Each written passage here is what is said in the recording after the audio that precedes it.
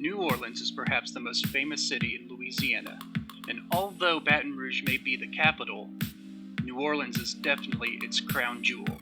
In this video, we're going to be talking about the cultural and geological evolution of New Orleans.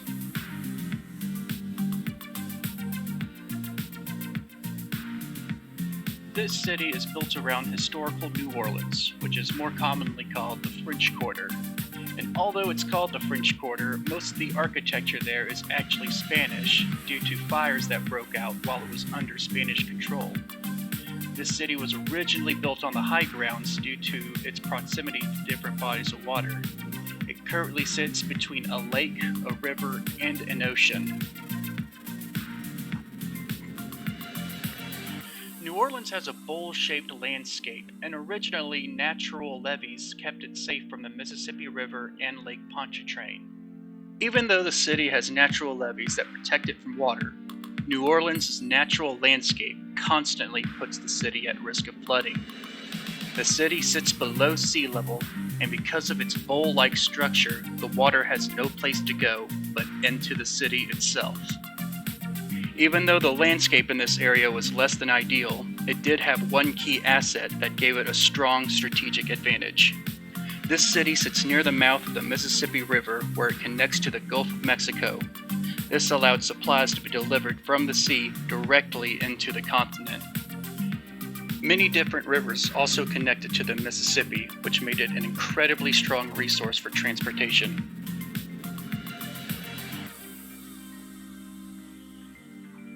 France was the first to discover this strategic location, which gave them an advantage over the English colonies to the east and the Spanish to the west.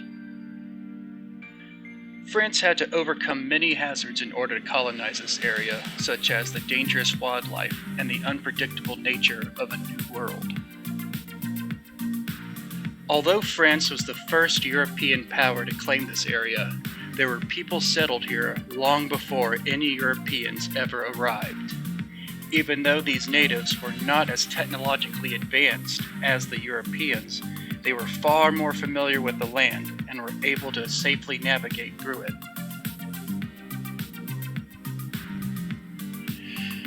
Although there was a large variety of different native tribes in this area, the Seminoles were the ones most willing to work with France. The Seminoles were mostly a sedentary tribe and were spread out in small villages across the South, but they were largely based in Florida and Oklahoma. In this tribe, the men would go out and hunt for food, while the women grew crops and farmed. They lived in small, wall-less huts called chickees, which were elevated slightly above the ground so they could better adapt to the swampy wetlands that they lived in. They also had notable traditions which included the use of black drink and ritual tobacco. A Frenchman by the name of Saint Denis was able to broker a deal with the Seminoles in the hopes to make some money and to better secure France's hold on Louisiana. In 1803, Robert Livingston and James Monroe purchased the entire Louisiana area on behalf of Thomas Jefferson. Thomas Jefferson originally sent them to negotiate the purchase of New Orleans for $2 million, but a desperate Napoleon would offer a deal that James and Robert could not refuse. This was considered the greatest real estate deal in history and doubled the size of the United States. The river was under control by the United States. Thomas Jefferson's dream of western expansion became much more feasible. The United States now had a monopoly on anything going in and out of the Mississippi River and the many rivers that connected to it. Since New Orleans was at the mouth of the Mississippi River, anything going in or out of the United States from overseas had to first go through New Orleans. This caused New Orleans to become an extremely prosperous city. New Orleans became one of the biggest cultural hubs in the United States, and they were able to flourish thanks to all of the trade going in and out of the city. But this, unfortunately, would be short-lived with the introduction of the railroad. Now that waterways are becoming more and more obsolete, this golden age for New Orleans was quickly coming to an end.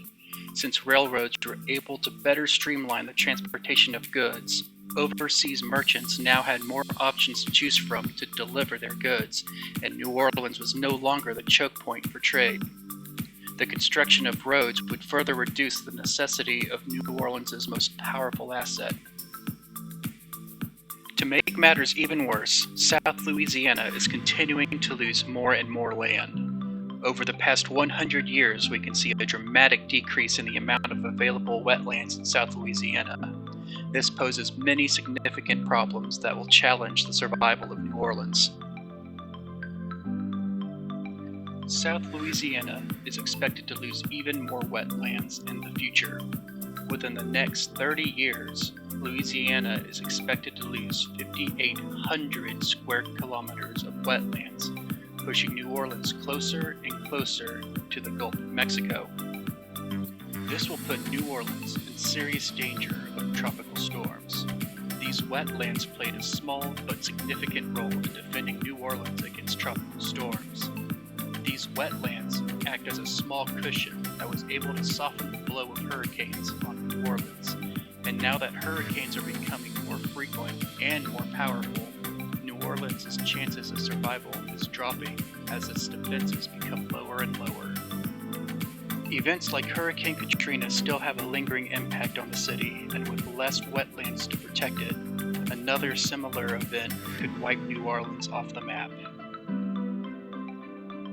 Another problem New Orleans faces is the fact that rivers tend to move around as time progresses.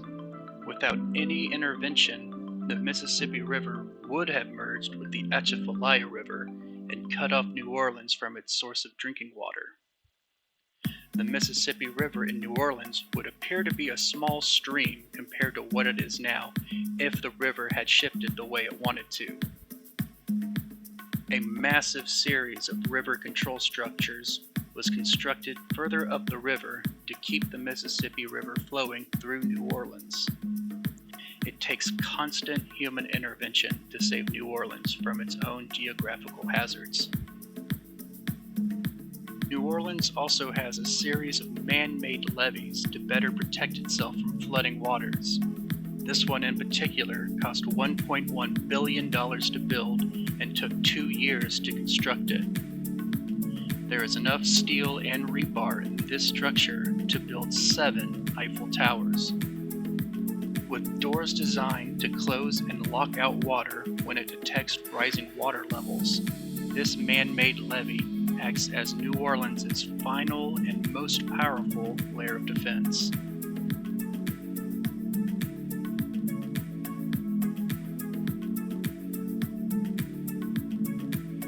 Even though New Orleans has more than its fair share of problems, it still remains to thrive, and more than 350,000 people call it home today.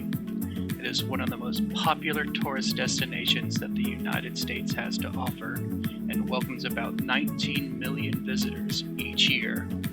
With its incredible seafood, potent beverages, and countless festivals and parades, now is a great time to catch some beads and say hello to New Orleans.